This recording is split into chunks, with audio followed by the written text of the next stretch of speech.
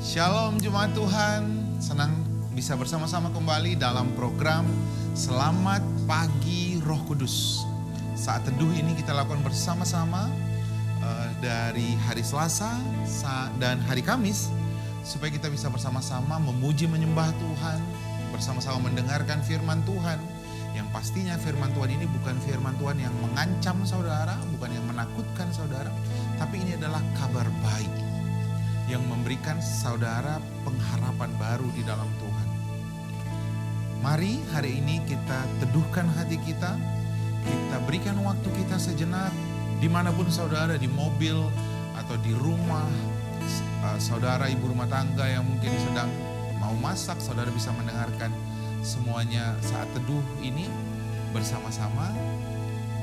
Mari kita teduhkan hati kita.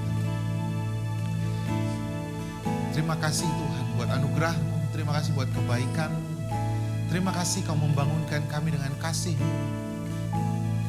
Tak berkesudahan kasih setia-Mu, tak habis-habisnya rahmat-Mu, selalu baru setiap hari.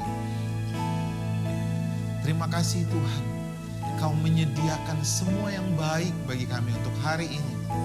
Tidak pernah Kau merancangkan kecelakaan, Kau hanya merancangkan yang baik dalam hidup kami. Terima kasih Bapa, kami mau menaikkan ucapan syukur kami kepada Engkau. Terima kasih Tuhan.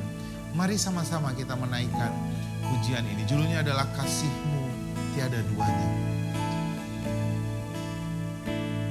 Mari kita datang kepada Tuhan.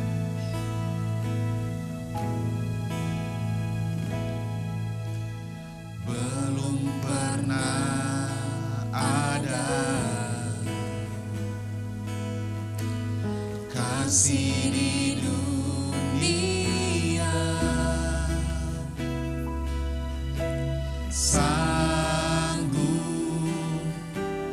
menerima diriku apa adanya selain kasih-Mu,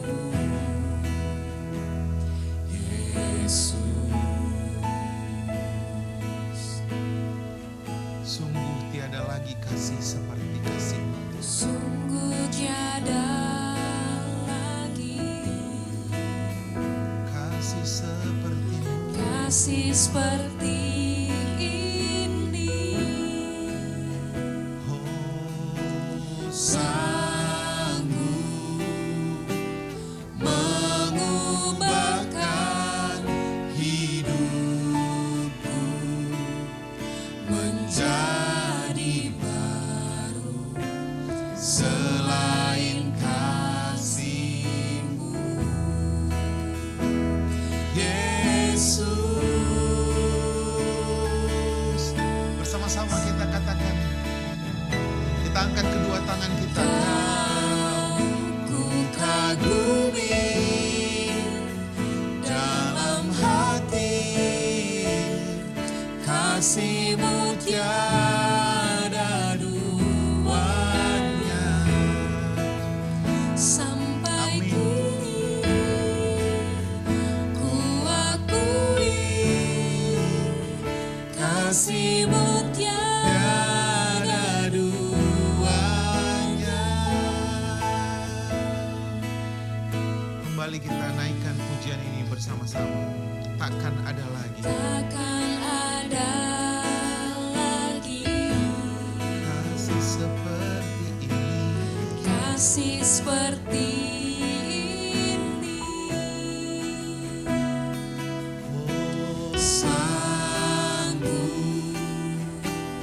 mengubahkan hidupku menjadi baru selain kasih-Mu, Yesus.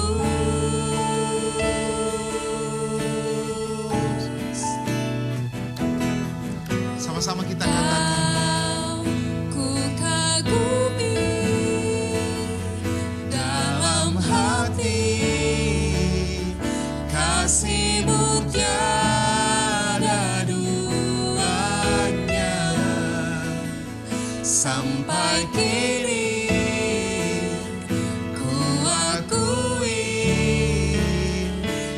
kasih-Mu tiada duanya.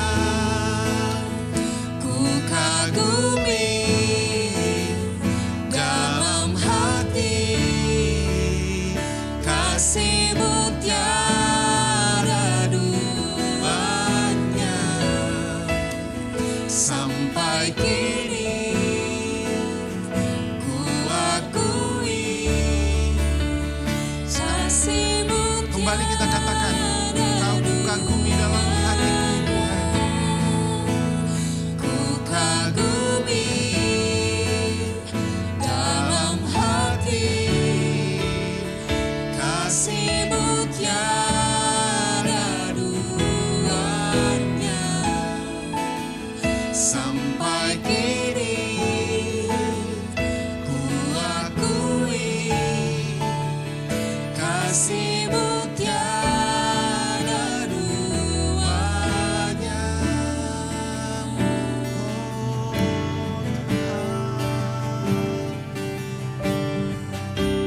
Kami meninggikan Engkau. Terima kasih Bapa. Terima kasih Tuhan.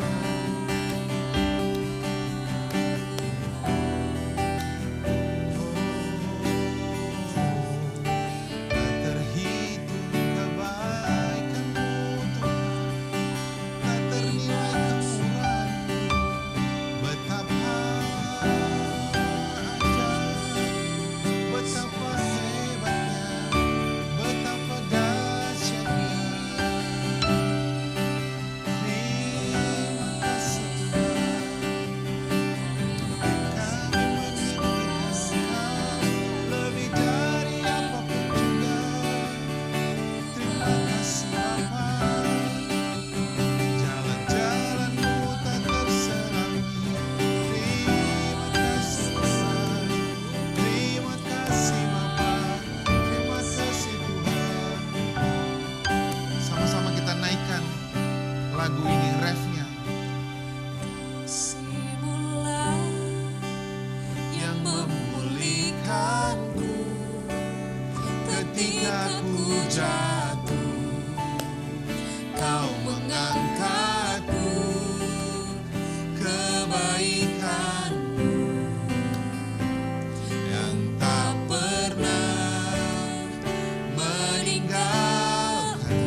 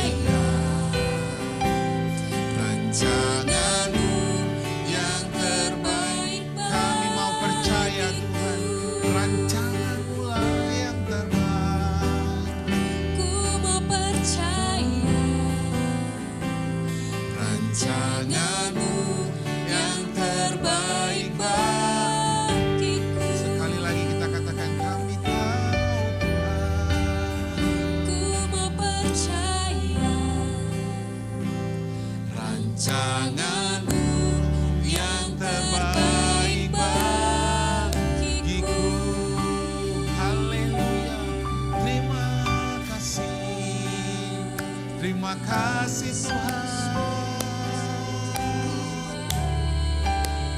Kami bersyukur. Terima kasih Bapa. Terima kasih Tuhan. Terima kasih Bapa.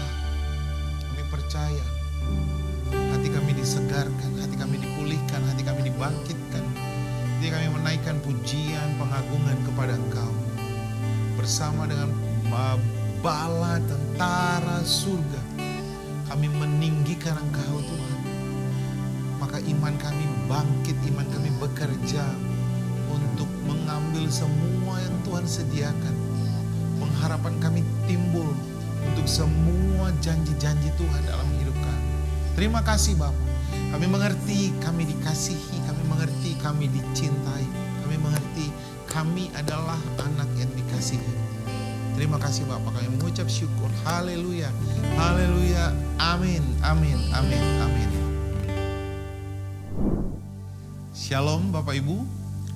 Saat ini kita mau mendengarkan firman Tuhan.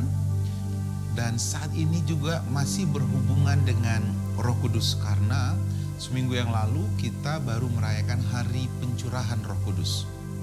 Dan apa yang akan saya bahas saat ini sangat relate dengan Roh Kudus. Kenapa? Karena pada waktu pencurahan Roh Kudus, disitulah pertama kali gereja dicanangkan, gereja dimulai dengan 120 orang murid yang berkumpul di upper room pada waktu itu di Yerusalem. Dan hari ini saya mau menghubungkannya dengan yang baru-baru ini muncul, lagi happening, yaitu Kristen progresif. Kristen progresif ini bukan hanya dianut oleh satu orang pendeta podcast saja. Kristen progresif ini sebenarnya sudah dicanangkan sudah lama, dan sebenarnya yang mereka serang adalah gereja, yang mereka serang adalah ketuhanan Yesus sebagai satu-satunya juru selamat. Mari saya bacakan kepada saudara apa kata pimpinan dari orang yang menganut Kristen progresif ini. Pimpinan dari mereka yang pertama kali mencetuskan tentang Kristen progresif ini. Namanya adalah Mark Sayers. Dalam bahasa Indonesia dikatakan begini, visi progresif dunia sebagai kerajaan tanpa raja. Itu visinya, kerajaan tanpa raja. Dan raja di sini adalah huruf besar, kerajaan tanpa raja. Dunia ini nggak perlu ada rajanya, nggak perlu ada Tuhannya. Kita menginginkan semua berkat Allah tanpa tunduk pada pemerintahan dan kekuasaannya. Kita diberkati karena kekuatan kita, bukan karena berkat dari atas.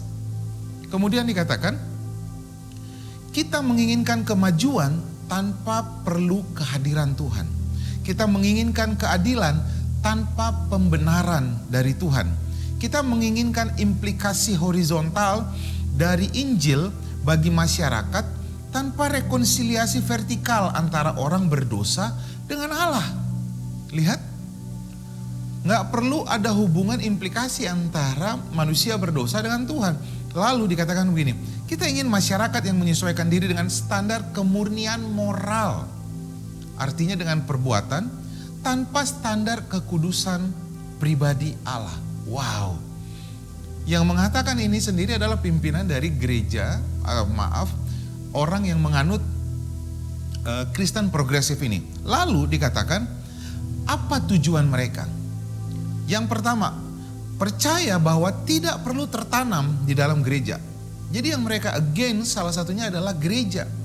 Mereka sering kali kita dengar di podcast atau di YouTube, mereka bilang begini, kenapa banyak orang keluar dari gereja? Karena orang sakit hati, tersinggung dengan pendetanya, dengan kepemimpinan para hamba-hamba Tuhan yang menyelewengkan kekuasaannya. Akibatnya banyak orang sekarang, anak-anak muda yang gak mau bergereja. Hey, bukankah dalam hidup ini ada banyak hal yang mengecewakan kamu? Benar gak? Kamu kecewa di kantor, bukankah kamu masih tetap ada di kantormu? Kamu kecewa dengan orang tuamu, ada yang keluar dari orang tuanya? Kamu kecewa dengan suamimu atau istrimu, bukankah kamu tetap ada dalam pernikahanmu? Kalau kamu kecewa dengan pernikahanmu, bukan pernikahannya yang dibatalkan, Tapi kamu yang harus mengatur dirimu. Kamu yang harus menjaga dirimu. Karena apa? Yang membuat kamu kecewa bukan orang lain. Karena keputusan kecewa adalah dirimu sendiri. Seringkali sekarang kita mendengar di YouTube atau mungkin di podcast yang mengakunya para pendeta. Tapi seringkali mengajarkan ajaran-ajaran yang sangat-sangat tidak progresif justru. Malah regresif, malah mandek, malah turun.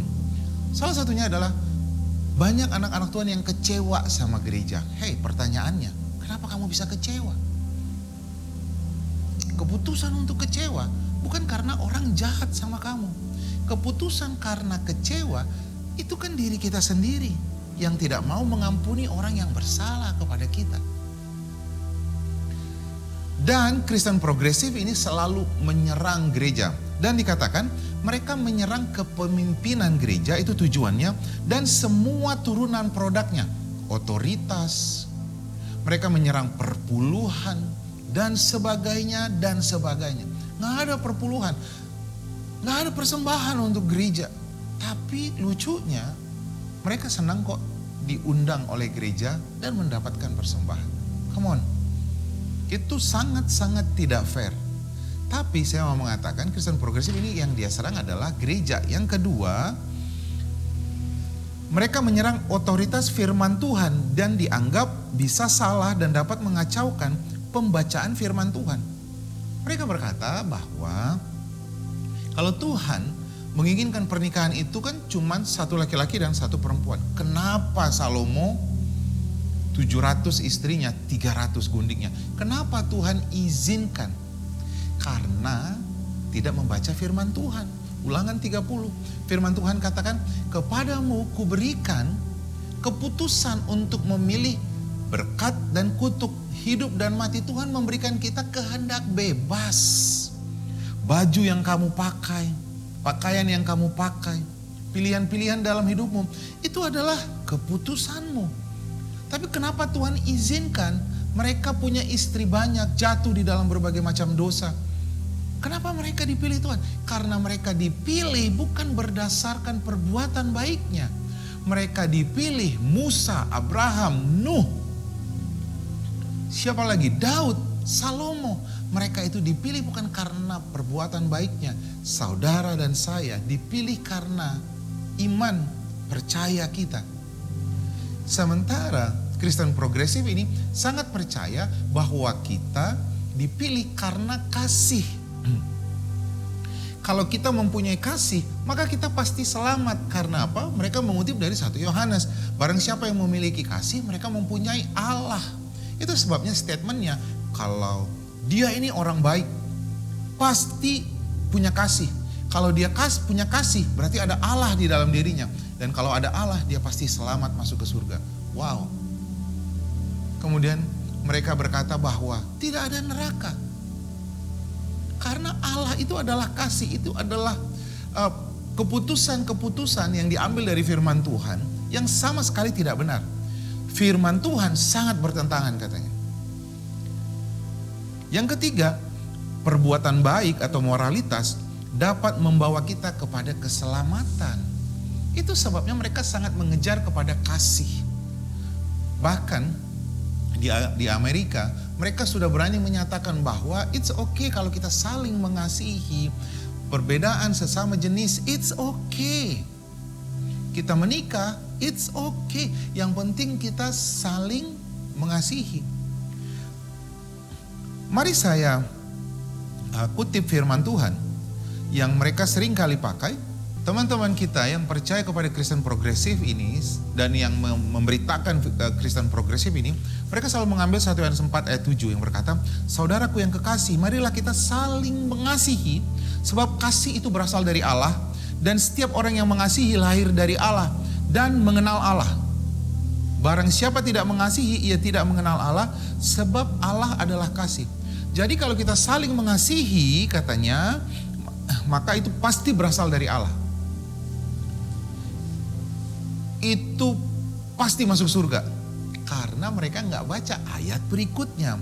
Dikatakan dengan jelas ayat 9, tadi ayat 7 dan ayat 8 dikatakan, Dalam hal inilah kasih Allah itu dinyatakan di tengah-tengah kita, bahwa apa? Allah telah mengutus apa? Anaknya yang tunggal ke dalam dunia ini supaya kita hidup olehnya. Jadi apa kasih itu? Kasih itu adalah Yesus diutus ke dunia ini untuk mati bagi orang berdosa. Dan lebih jelas lagi dikatakan ayat 10. Dengan jelas dikatakan, inilah kasih itu. Bukan kamu yang mengasihi Allah, tapi Allah mengasihi kita dan yang telah mengutus Yesus sebagai pendamaian bagi dunia ini. Jadi kasih yang kita lakukan bukan kasih perbuatan baik yang kita berikan kepada orang lain, tapi kasih yang Bapa berikan kepada kita, kasih yang tanpa syarat, tanpa batas, dan kasih itulah yang kita beritakan kepada orang bahwa kamu diterima Tuhan. Tuhan mengasihi engkau. Kenapa Tuhan mengasihi saya? Karena Yesus bayar harganya. Itu sebabnya Kristen progresif ini, mereka menyerang ketuhanan Yesus. Karena orang bisa masuk surga melalui perbuatan baiknya. Hanya karena kasih. Lihat saudara, sangat-sangat menyesatkan. Banyak sekali anak-anak Tuhan yang hanya mendengarkan TikTok sebentar, lalu mereka jadi percaya kepada Kristen progresif ini. Mereka jadi tidak percaya kepada gereja. Yang tadinya sudah malas ke gereja karena masa pandemi, sekarang malah tambah gak mau lagi ke gereja. Karena ada oknum-oknum serigala berbulu domba ini yang datang kepada anak-anak Tuhan, lalu dengarkan khotbah-khotbah yang salah seperti ini. Saudaraku, ketika Roh Kudus diberikan pada waktu Pentakosta, apa yang terjadi? 120 orang berkumpul dan ini adalah cikal bakal dari gereja. Firman Tuhan katakan kepada gereja pada waktu itu. Ini yang pertama kali. Kisah Para Rasul 1 ayat 8. Apabila Roh Kudus turun ke atasmu, kamu akan menjadi saksiku. Yang berbicara siapa? Tuhan Yesus. Jadi apabila Roh Kudus turun ke atasmu, kata firman Tuhan, kamu akan menjadi saksiku. Saksi siapa? Yesus. Jadi kerjaan kita selalu ngapain? Menceritakan Yesus kepada semua orang. Itulah kasih itu. Itulah kebenaran tentang kasih.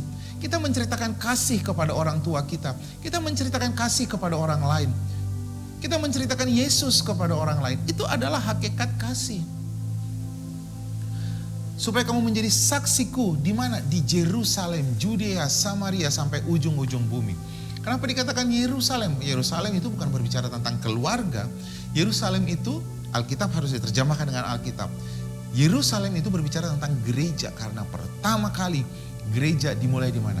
Di Yerusalem. Pada waktu itu, Kisah Para Rasul 2, lalu berkumpullah orang-orang.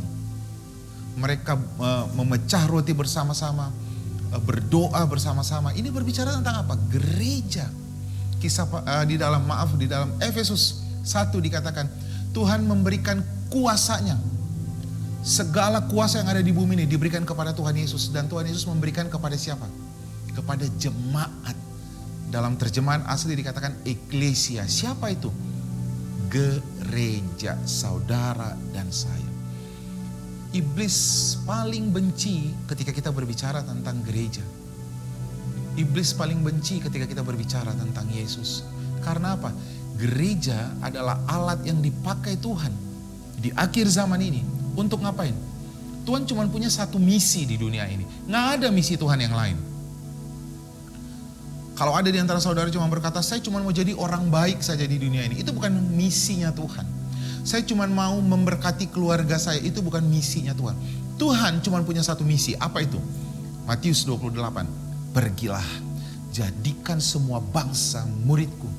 Baptislah mereka di dalam nama Bapa, Anak, dan Roh Kudus.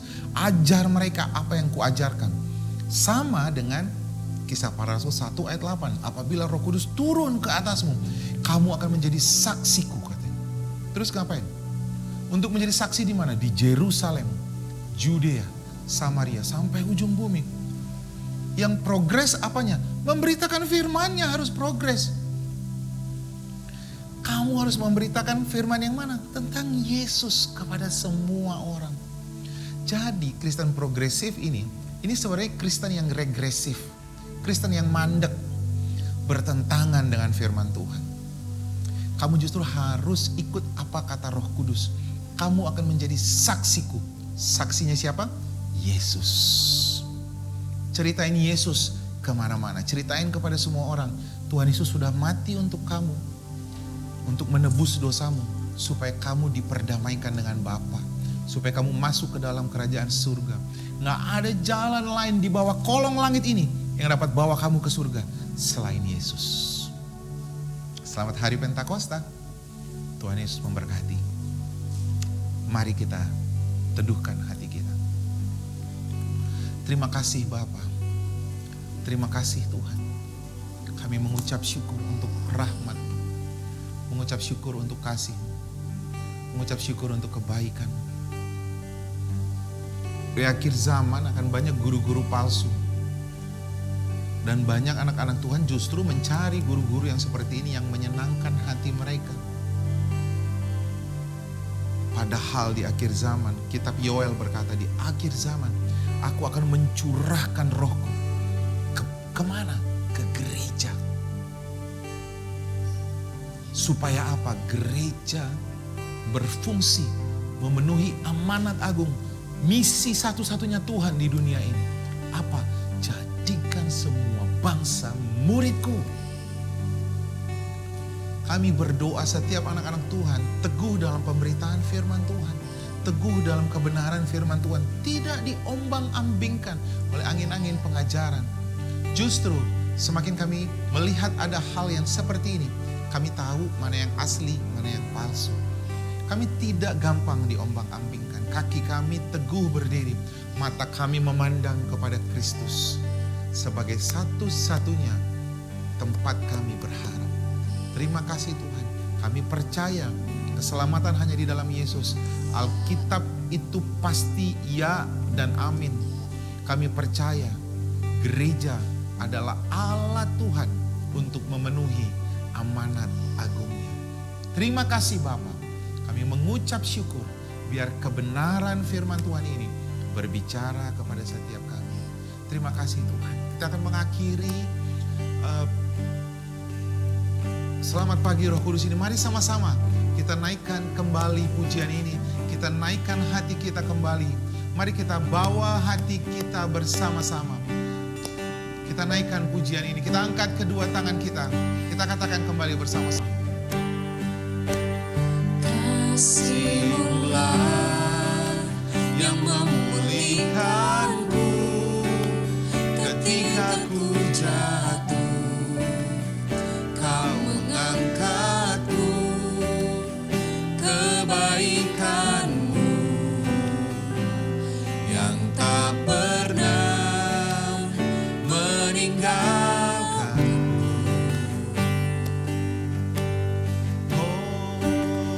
Kini ku tahu dekat padamu adalah yang terbaik di hidupku. Ku mau percaya rancanganmu yang terbaik